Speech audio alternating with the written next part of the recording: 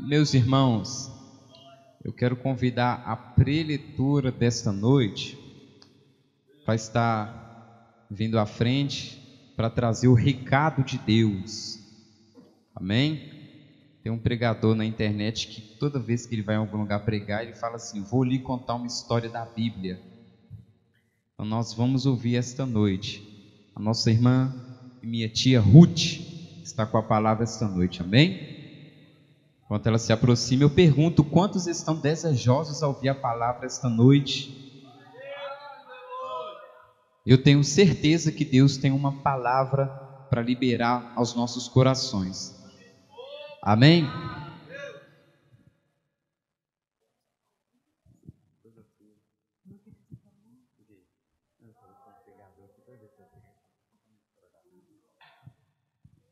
Amém. Eu cumprimento os irmãos com a paz do Senhor.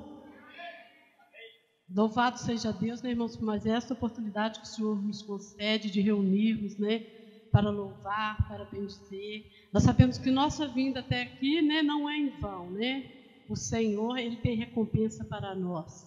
E como o Tiago diz, todo pregador fala, né, que a gente vai contar uma história da Bíblia para vocês, e eu vou contar também uma história da Bíblia, e não é, né, uma história muito, como diz o Woods, mirabolante, porque nós temos ouvido várias vezes essa história, né, mas o Senhor, né, tocou no meu coração de ontem para hoje, e eu falei assim: então, não tem, mas o Senhor é quem sabe de todas as coisas, e eu creio, né, que o Senhor, Ele fala, né, da maneira dele, do jeito dele, Ele escolhe a quem quer, né? Então, assim, a Bíblia, né, ela é, né, hoje nós aprendemos sobre isso aqui na escola, ela é a revelação oral de Deus, aquilo que Deus, né, falou, né, para nós, é por isso que nós cremos, né, na Bíblia. E eu quero ler aqui, né, irmãos, os versículos, né, para a nossa meditação, que se encontra em Lucas, no capítulo 20,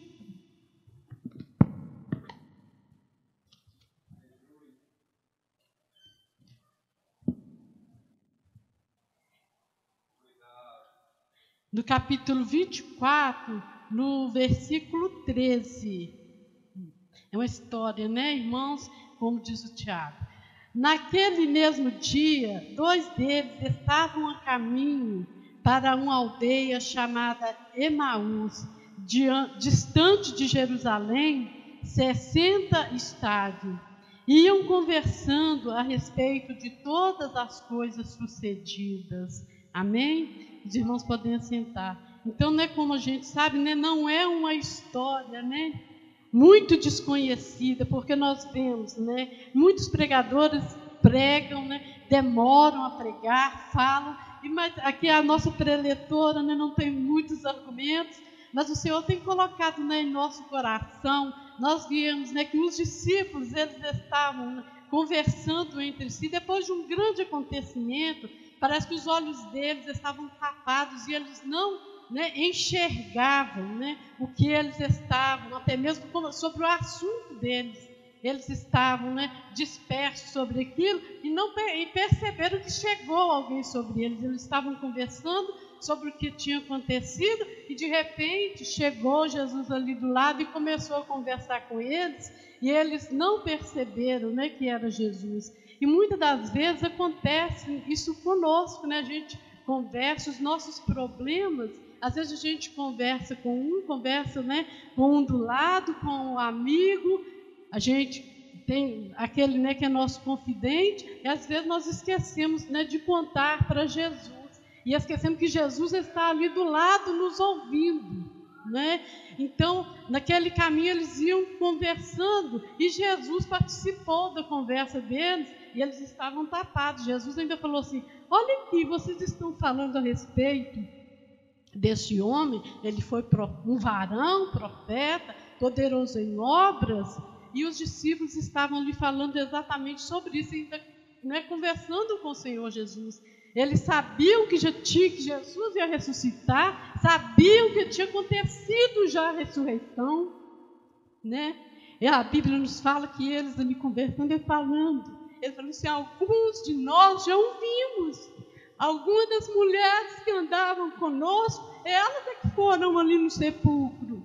Mas eles estavam como que os olhos tapados, que mesmo diante de tudo, diante de provas, eles ainda estavam duvidosos ali naquele caminho, né? Eles tinham provas concretas de que Jesus já tinha ressuscitado, mas estavam ainda com os olhos tapados e não enxergavam, né, o que Jesus tinha para a vida deles. Então eles, caminhando ali com Jesus, Jesus contou toda a história para eles. Ele foi um varão, profeta, poderoso em obras, daqueles de quem nos falou Moisés. Eles sabiam tudo e ainda diziam, e Jesus ainda falou para eles, né? E eles disseram que ele veio para cumprir, né, as escrituras, e dessa escritura não se retiraria nem um tio. E Jesus estava explicando para eles, né, que ele veio para cumprir, mas eles não enxergaram Jesus. Mas então, quando Jesus ia despedir deles, eles notaram, né? Então Jesus ia despedir deles para seguir. Eu creio que Jesus foi até Emaús apenas para encontrar com eles, né? Porque eles precisavam, né, ter um encontro com o Senhor. Porque eles conheciam Jesus, eram discípulos do Senhor, mas andavam distantes, né? Não tinham, né, uma verdadeira intimidade com Ele. Eles sabiam até dos costumes, né? Porque eles estavam ali, eles convidaram Jesus: fica conosco, porque já é tarde, vão ficar conosco. Então, eles convidaram Jesus para estar com Ele em casa. Então, às vezes, nós deixamos Jesus passar despercebido. Nós não convidamos Jesus para entrar na nossa casa, para participar dos nossos problemas, para solucionar, né, os nossos problemas. E ali os discípulos convidaram o Senhor Jesus: vem, fica conosco, porque já é tarde. Eles nem sabiam ainda que era Jesus, mas eles convidou alguém para estar com eles, né? Então a Bíblia fala que ali, naquele momento do partir do pão, né, eles fecharam os olhos para orar. E quando eles abriram os olhos, Jesus tinha desaparecido. Então é que eles reconheceram que durante todo aquele percurso, o Senhor Jesus esteve com eles. Jesus estava com eles à mesa. Então eles conheceram que era Jesus. Quando, às vezes por costume, né, nós usamos orar de olhos fechados, e Jesus precisava daquele momento que eles fechassem os olhos, porque, né, como que eles iam orar e Jesus ia desaparecer na frente dele de olhos abertos? Então eu creio assim, né, que o costume de orar de olhos fechados é porque às vezes de olhos fechados é que nós vemos a glória de Deus, é que nós participamos, né, daquilo que o Senhor tem para nós do seu reino, né? Então eles fecharam os olhos, e quando eles abriram, Jesus tinha desaparecido, porque Jesus voltou para Jerusalém. Então eles perceberam, né, que era Jesus que estava ali aquele tempo todo. Então eles falaram: mas então você não sentiu? Começaram, né, debatendo assim: por que você não percebeu que era ele? Quando ele falava, a gente não sentia algo diferente? Eu sentia algo diferente. O outro também vai ver que fala: eu também sentia algo diferente quando ele falava. Então você não sentiu, mas agora ainda há uma esperança. Vamos voltar para Jerusalém e vamos fazer parte, sim, daquele povo. Vamos voltar à comunhão, que nós estávamos aqui sem esperança, mas nós temos que ter esperança. Eles estavam depositando a esperança deles talvez no novo governo, mas a Bíblia nos fala que a esperança estava em Jesus, porque Ele vinha remir o povo de Israel. E os discípulos estavam ali entristecidos, porque eles falaram assim: e agora, o que vai ser de nós? Nós depositamos nesse Jesus a esperança dele remir o povo. Ele morreu, foi crucificado, morreu e ressuscitou, e agora que nós ainda não vemos? Eles ainda não viram, mas eles mesmos comentaram entre eles sobre o que havia acontecido lá em Jerusalém. Tanto é que eles falaram com Jesus: o Senhor está caminhando aqui conosco, o Senhor não sabe o que aconteceu lá em Jerusalém? Ele foi crucificado, ele foi sepultado, ele ressuscitou, mas até agora nós ainda não vimos. Então Jesus, né, na hora que partiu o pão, vamos dar graça, na hora que ele partiu o pão, que foram dar graça, é que às vezes no partir do pão eles notaram alguma coisa de Jesus, porque quando se tem intimidade, às vezes quando a pessoa pisca o olho, a pessoa: Não, ele piscava era daquele jeito. Ele tinha um tique assim na hora de partir o pão, ele mexia com o dedo assim, ele fazia alguma coisa. Então Jesus tinha algo ali que chamou a atenção dele na hora que foi partir o pão. Então, na hora que ele partiu o pão, é que eles falaram assim, uai, deve ser ele, porque Jesus é que partiu o pão desse jeito, né? Uma forma toda especial. Jesus fazia dessa forma. Então, foi naquele momento que eles perceberam, Jesus esteve conosco esse tempo. Então, às vezes Jesus está conosco, irmãos, todo o tempo, e nós não percebemos que Jesus está lado a lado conosco. E a Bíblia nos fala que aí os discípulos falaram assim, então o que nos resta fazer? É buscar ter mais intimidade com Ele. Então agora nós temos que voltar para Jerusalém e anunciar aos discípulos e falar que é verdade sim que Ele ressuscitou, porque só pode ser Ele que esteve aqui conosco, porque nós vimos, o nosso coração ardia quando Ele falava, e no partir do pão que nós abrimos, Ele desapareceu. Correram lá, mas Maria já tinha vindo, já tinha falado, Pedro também já tinha ido ao sepulcro e já tinha voltado.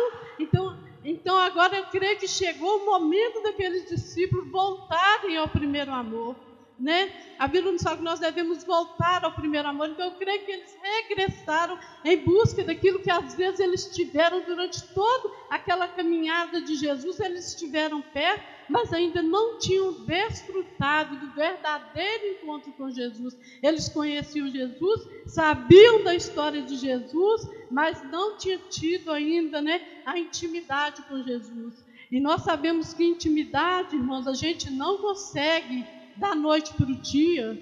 A gente não consegue ter intimidade de uma hora para outra. É preciso, né, todo um processo. São longos, né, demora longos dias, longos meses e anos para se dizer que tem intimidade, né, com a pessoa. Então eu creio que a intimidade desses discípulos passaram a ser depois que ele ressuscitou, depois desse encontro, é que eles voltaram para Jerusalém para comunicar lá com os discípulos. É verdade, sim, porque ele esteve conosco lá em Emaús, e agora nós estamos aqui para anunciar, né, que ele ressuscitou, que ele vive. E que, então, eu creio que a partir daquele momento, eles tiveram um verdadeiro encontro com Jesus. E assim nós sabemos, né, que durante nossa intimidade com o Senhor Jesus, ela é dia após dia, cada dia uma novidade, né? Nós sabemos que o Senhor, né, Ele é uma fonte inesgotável de bênçãos. E nós sabemos que a nossa intimidade com o Senhor, ela é no dia a dia. Nós sabemos também que não é uma intimidade assim, vou orar mais, eu tenho intimidade. Às vezes a pessoa ora o dia todo, mas não tem intimidade. Eu vou louvar, canta o dia todo, mas ainda está longe de ter intimidade, porque a intimidade não requer tempo de um dia de oração hoje, mas amanhã nada. A intimidade e relacionamento é no dia a dia, né? A gente sabe assim que dura anos e anos para se ter a intimidade. Nós não podemos buscar ter intimidade com Deus somente num dia, tirar um dia para ter intimidade. Hoje vou servir ao Senhor hoje porque eu tenho intimidade com Ele só num dia. Mas nós sabemos que a intimidade com o Senhor é um processo, né? É o dia a dia vivendo com o Senhor, nos momentos maus, nos momentos difíceis, crendo que Ele está conosco, né? Todos os dias. A promessa dele, né, é que Ele estará conosco todos os dias até a consumação dos séculos. Eu agradeço a oportunidade, né, em nome de Jesus, que os irmãos, né, procuram, né, voltar, como os discípulos no caminho de Emaús, voltaram para retornar, né, à comunhão com os discípulos. Eu agradeço a oportunidade em nome de Jesus.